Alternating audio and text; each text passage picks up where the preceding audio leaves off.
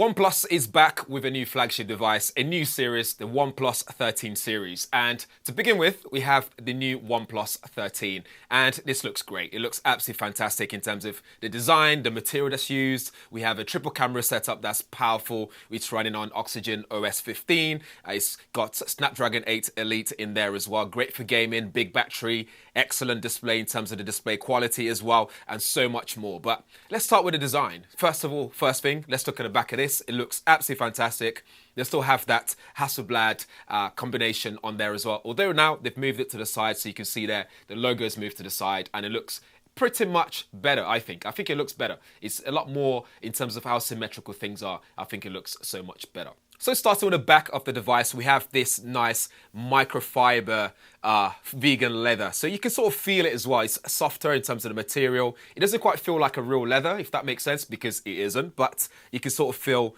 that this is actually this vegan sort of microfiber material. But it looks good and it feels good. It feels nice and soft in hand. It means if you're going to use this sort of for a prolonged period of time, it's going to be a really good one to hold in hand. Then we have this flat mid frame as well, which looks great. I think they've done a fantastic job there as well. This is going to be available in 3 colors. So we're going to get Midnight Ocean, Arctic, Dawn, and Black Eclipse as well. But I love this one. I think this would be the star of the show in terms of the color option to go for. This is IP68 and IP69 water and dust resistant rated. It's the first time they've done it with the OnePlus range. We have this quad curved glass design as well, and it just looks good. It's nice and comfortable in hand, like I said already. And let me just unlock that because right now we have loads of fingerprints on there. We just wipe that up. Okay, back to it. So we have the ceramic guard display glass, which is meant to be good when it comes to things like scratch resistance, and it should be a lot more durable than it would normally be otherwise. This weighs just 210 grams, so this is nice and lightweight, and it's 8.5 millimeters thin. So we have the power button there, volume rocker above it, just there as well. Up top, we have IR Blaster available to us, which is great. Sometimes I use that, sometimes I don't. We have the alert slider on the other side as well, so that's become iconic with OnePlus. They've had that for a long period of time, which is good. And on the bottom, we have a USB-C port and speaker grill, and also your SIM card tray is situated right there. This has 6,000 milliamp hour battery, so 2 3,000 milliamp hour batteries in there that will charge very quickly. It uses a silicon nano stack battery, which means this will charge very fast and it's a lot more efficient. You're talking 100 watts of wired fast charging support and 50 watt wireless charging support. So fast charging, battery life, all that stuff will be no issue at all for the OnePlus 13. More on the back though, we have this triple camera setup. So we have a main camera that is 50 megapixel at f1.6. It uses a Sony Light 808 sensor, and also it's just really nice as well. It's got this ALC coating on there as well for less glare, for example. Then we have the ultra wide angle camera, which is also 50 megapixel, gives you up to 120 degrees, and it uses an ISOCELL JN5 sensor and aperture at f2.05. And when it comes to that telephoto lens, they've also updated it as well. So instead of just getting your standard periscope lens, we now get this tri-prism design, which uses a Sony Light 600 sensor in there. You can do 3 times optical at f2.65 aperture and up to 120x digital zoom. Anything above 10x uses AI as well to sort of make things look a lot better than probably they would have when it comes to that zoom range. We'll talk more about the camera when we start looking at the samples. And then on the bottom corner there, we get that LDAF sensor. So really good stuff going on here in terms of the camera. And on the front, we have a 32 megapixel front-facing camera. It is IMX615 sensor, and that is at f2.45, and it's 90 degrees in terms of how wide or how many people you can get into this. When it comes to that tri-prism as well, it bends light in 3 ways rather than the usual periscope lens. So 3 times sort of the way the light bends, so you get a bit more in terms of the quality and the zoom range. As well as the hardware, there's also a lot of software improvements when it comes to the camera. We're talking clear burst technology, so you can freeze frame. We've got action mode as well, so 30 frames per second, all the way up to 60 frames per second. We've got 4K Dolby Vision video and smart modes available. But we'll talk more about that when we dive deeper into the camera features. You also use some AI features as well. So for example, you can remove reflections from your photo, for example. But again, we go through all that in a bit. As for the display, we're looking at Quad HD Plus display at 120 Hz Pro XDR display. It has 1600 nits of peak brightness in high brightness mode, or we have up to a maximum of 4,500 nits maximum of brightness there. The screen also allows for glove mode as well and Aqua Tech 2.0, and with that just means that you can use this wearing gloves with no issues at all. And Aqua Tech just means that when it rains or when there's water or anything like that, the water drop on the screen is not going to start activating things and having a mind of its own. So that's always helpful. I always like that they include that, and that's something that OnePlus always works on to make sure it's better and better and better. And you also get 2160 Hz PWM dimming, so this is good for your eyes. For example, we got different ratings and different certification like TUV and all that kind of stuff. So when it comes to the health of your eyes when using this for a prolonged period of time, this is also something that they've looked after. And for those that care about the PPI, we're talking 510 PPI. In terms of storage combination, we have 12 gigabytes of RAM. You can combine that with 256 gigabytes of internal storage, or you can go for 16 gigabytes of RAM and get that 512 gigabytes of internal storage. By the way, it's also LPDDR5X when it comes to the RAM, and storage is UFS 4.0. For audio codec, we have SBC, AAC, aptX, aptX HD, LDAC, LHDC 5.0. So if you have that new Technics AZ100 that we just reviewed on the channel, for example, you'll be able to link that up with this and take advantage of LDAC, for example. It also has Wi-Fi 7, so when it comes to connectivity as well, this works really well. Elsewhere, there's also something called Beacon Link, which means you can use this as a walkie-talkie. It uses Bluetooth, so in those areas where you go mountain climbing or whatever, where there's no signal, cellular signal, you still be able to talk with someone else who has something like this wirelessly using Bluetooth. And in case you're wondering how far that would work, it works up to 200 meters, so it's not bad at all. So many amazing things about the OnePlus 13, but what does that actually mean in the real world? First of all, let's talk about the display. As you can see there, we're playing this video here at the highest resolution that we can possibly play at, and it looks really good. The colors are great, it's vibrant, the darks are really good as well in terms of how they are. It's nice and sharp. It just looks really good, and there's no latency here or anything like that, so you can just see how this would display if you're going to be watching videos all the time on your device. So this is no issue at all. So when it comes to display, thumbs up, works really well. When it comes to the performance as well, the Snapdragon 8 Elite chip that's in there works really well. Alongside the RAM and the cooling, all that kind of stuff, really good combination in terms of how all that just works together really well. This is Geekbench 6, you can see there. Single score, really good. Multi-score, really good as well. Second test ran as well, the same thing. Just really good scores across both tests that I ran on the CPU. When it comes to the GPU as well, it did really well. On the Vulkan and OpenCL, as you can see there, the Vulkan score looks really good.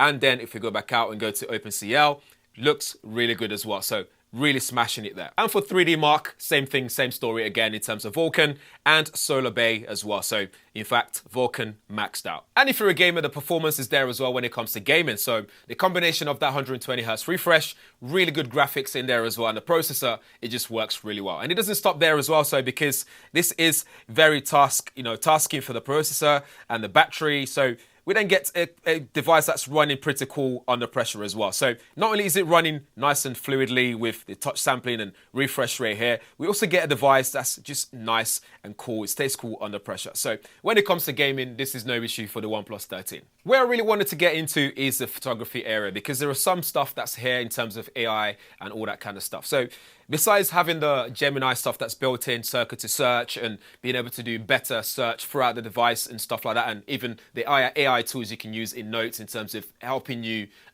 compose and all that kind of stuff. Inside the camera software, there's a lot of AI features in there as well. But let's talk about the interface first, because this is the camera interface, and we've already talked about the specs. So with that in mind, let's go through this interface. So we have all the way right, all the way to the left, we have Master. And Master is basically your pro level, so you'll be able to adjust things like your shutter speed, aperture, white balance, and so on and so forth. So here you'll be able to shoot RAW or JPEG, depending on which you prefer, or what you're going to do with the content afterwards. Then we go to video. Video allows you to do a host of different things. So you got 0.6, 1x, 2x, 3x and 6x. So you can shoot at different focal length depending on which, whatever you want. But if we tap this on that video, we have stage and fireworks. So if you're shooting different scenes, you'll be able to select these scenes to be able to adjust the lighting. So That way you get the best quality for the lighting and the scenario. Smart Scene also works in photography as well. For example, this photo that you can see right now, this is without Smart Scene, but once you put Smart Scene on, you can see this fireworks or, this lighting, sparkly light thing just looks so much better. It's sharper. You can see the lighting in terms of the details in the actual light and the sparkles. It just looks so much better. And in terms of resolution of what you can shoot up to 8K at 30 frames per second. As you can see there, we can do 4K up to 60 frames per second, or 1080p at also to 60 frames per second, and you got 720 at 30 frames per second. But yeah, you can just shoot 4K 30, which is what I'd normally shoot most of the time. You also get sound focus as well, so microphone can be directed to whoever you actually recording for the best quality possible for audio. And then we go into photo. In photo as well, like I said, you got Smart Scene available, but with this one, you also get the silhouette one as well in terms of Smart Scene. So as well as stage and fireworks, you can do silhouette as well. Up top, we get that action mode, which allows us to do that 30 frames per second up to 60 frames, so you can then get that sharp detail. For example, here, I was able to capture these people ice skating using that action mode. Live photo is also available as well if you want to relive the moment using photo and a little bit of clip of what you've captured. That's also there as well. Tap these three lines, you can see things like different aspect ratios, burst mode, and things like interval shooting, and also macro shooting as well. And when you tap the 1x, 2x, 3x, and also the 6x, you can see the focal range, so 73 millimeters, 146 millimeters there. And then if you tap and hold this, we can scroll all the way to 120x to shoot whatever's in the distance. Example of this is, for example, if I go to some of the shots that I took with it, we're using that zoom capability. So we can see here, I was able to zoom into this Vauxhall Tower here in London, and then go across again. You can see I was able to shoot different focal length, focal range on there. So really good. You can see the range there, 243 millimeters, which is what that distance was in that scenario. I even zoomed in a bit more on other shots as well. So if I go even more, you can see this Zara logo here. I zoomed in. This is 2,912 millimeters.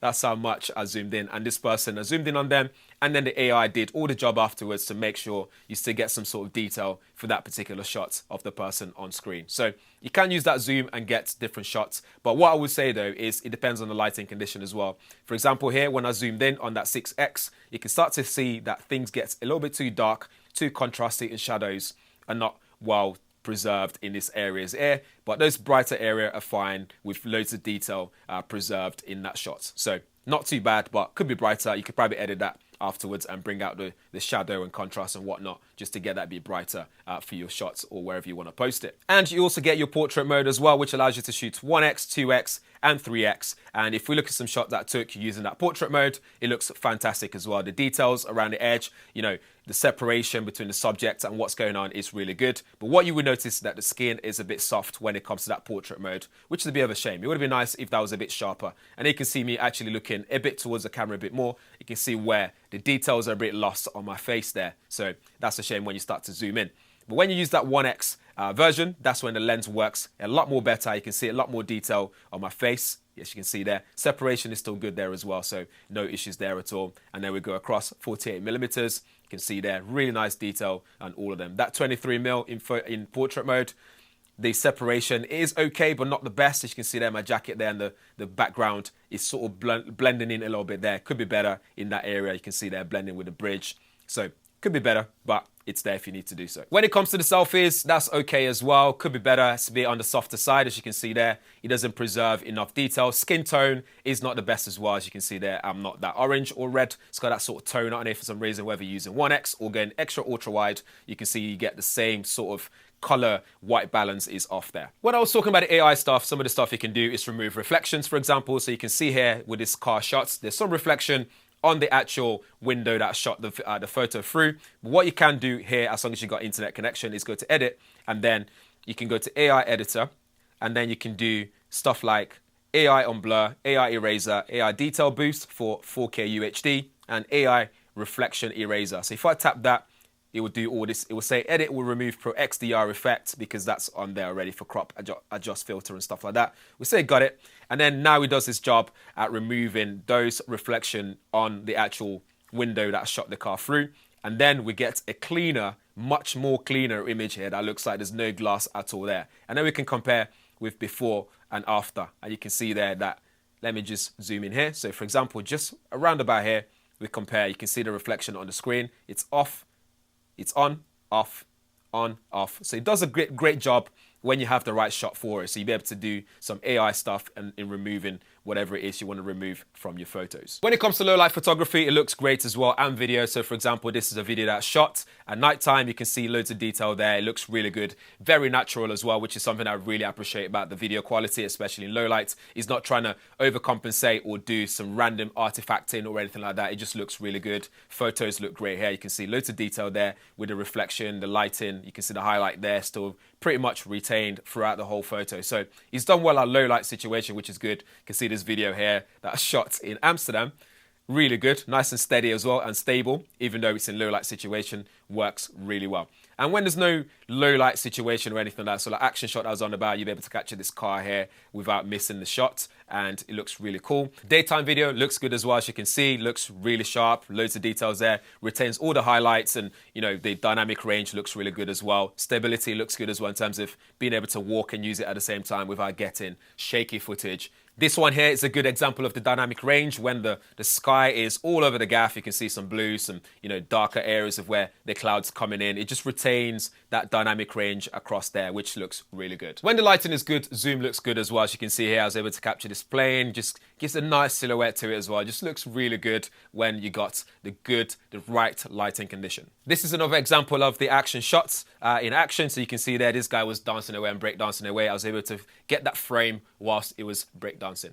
Clear burst tech that I spoke about at the start means something like this. This is a spinning wheel. I'm still able to press and hold and get one of the shots that's sharp and still able to freeze a frame in there that's usable. So you can see there, never settle. Just works really well in terms of still be able to freeze that frame to still get something that you can use and share online. So overall conclusion is this is a brilliant device. The camera could be better in some areas, but those are the kind of stuff that perhaps can be tweaked using some software improvements. But otherwise, you've got really good hardware here. Design-wise, it looks really good. Camera's good in most areas. The battery life is more than enough. Very good on this one. Fast charge is available as well. Water and dust resistant, IP68, IP69, all that's there as well. It's run on the latest Snapdragon 8 Elite processor. So you got a device that will last you a long period of time if you keep it for 24 months or even further than that. This will keep you locked in for a long period of time. So really brilliant device. Nicely weighted as well. I love the lightweight of it. The design looks really good as well. And this is the OnePlus 13. I don't know if they'll release something that's a bit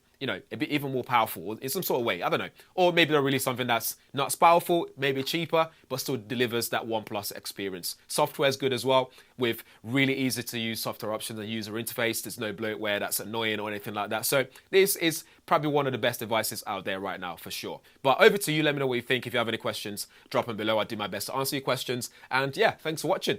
Don't forget to subscribe. I'll see you in the next one.